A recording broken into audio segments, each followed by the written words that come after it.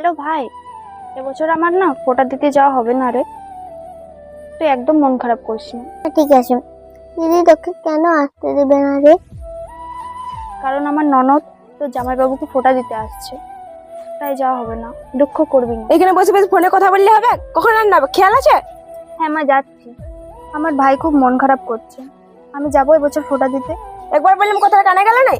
সবসময় সব বছরই বাপের ঘর যেতে হবে। ঘরে যাও। ভাই ফোটার দিন। আজকে ভাই ফোঁটা, আমার ভাই হলে আমিও ফোঁটা দিতে পারতাম। বৌমা কাঠটা নিয়ে আসো। যাই মা।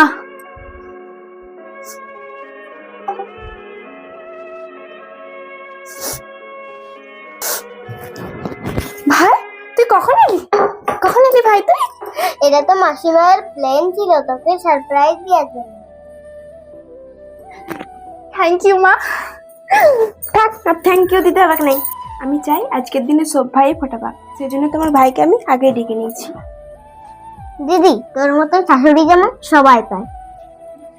বস ভাই, আমি তোকে ফোঁটা দিই।